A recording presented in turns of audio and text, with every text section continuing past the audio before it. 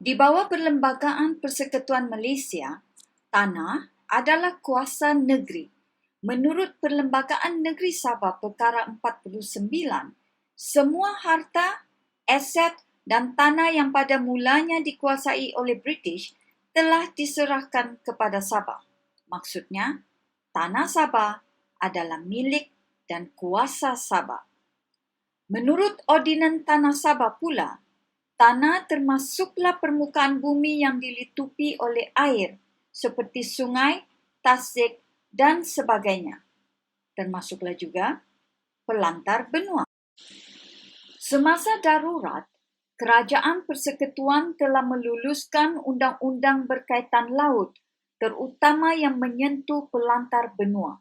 Kerana pada masa darurat, Perlembagaan Persekutuan telah digantung perlaksanaannya. Semasa inilah Akta Pelantar Benua 1966 dan Akta Perlombongan Petroleum 1966 diluluskan.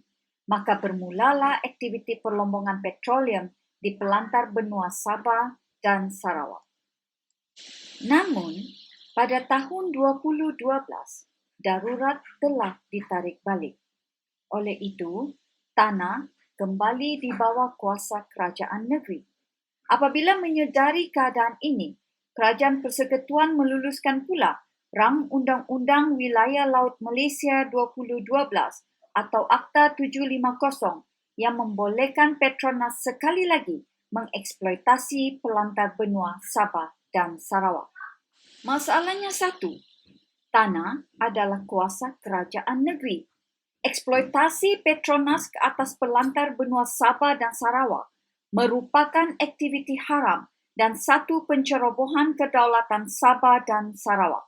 Memandangkan pencerobohan ini merupakan kesinambungan aktiviti yang pada mulanya berlandaskan undang-undang dan kemudiannya melanggar undang-undang, maka tindakan proaktif harus dilakukan oleh Kerajaan Sabah untuk menolak Akta 750. Inilah yang diperjuangkan oleh warisan.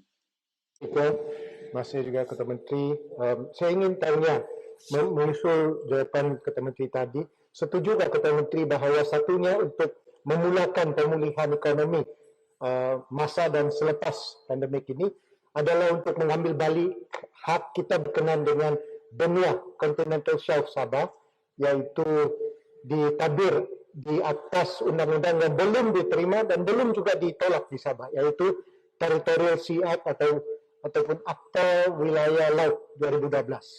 So, kalau kerajaan setuju, saya percaya pihak perbankan sini pun akan menolak Akta Laut ini ataupun Territorial Sea Act 2012 untuk mengambil pentadbiran continental shelf kita ataupun hak benua kita di Sabah, perairan Sabah. Kalau kita dapat kontrol ini, percayalah saya, Ketua Menteri dan rakan-rakan di sini, Sabah boleh menentukan siapa boleh memecahkan our seabed, our earth, sebelum Petronas memecahkan tanah di benua kita. Sabah boleh menentukan, instead of, dengan izin, Majlis Keselamatan Negara, seperti yang telah dibuat sejak tahun 69 sampai ke hari ini. Terima kasih. Mengingat soalan tambahan itu macam di luar daripada soalan asal, tapi saya serahkan kepada yang berhormat sama ada mau menjawab atau tidak. Pengesahan Datuk Speaker, ia berkaitan dengan pemulihan ekonomi. Bagaimanakah kita boleh restart our ekonomi kalau kita tidak dapat kontrol ataupun mentadbir hak benua kita? Terima kasih. Akan pada yang berhormat betul-betul. Datuk Speaker, saya pun kerana kita pakai ini, saya tidak dapat dengar apa yang ahli daripada Moyog cakap. Saya minta maaf, kurang jelas. Walau bagaimanapun, saya rasa niat ahli daripada Moyog ialah untuk mencadangkan sesuatu yang baik untuk negeri kita. Jadi, apa yang beliau nyatakan tadi, kita akan tengok, lihat dan pertimbangkan. Saya kurang dengar ahli yang berhormat daripada Moyog.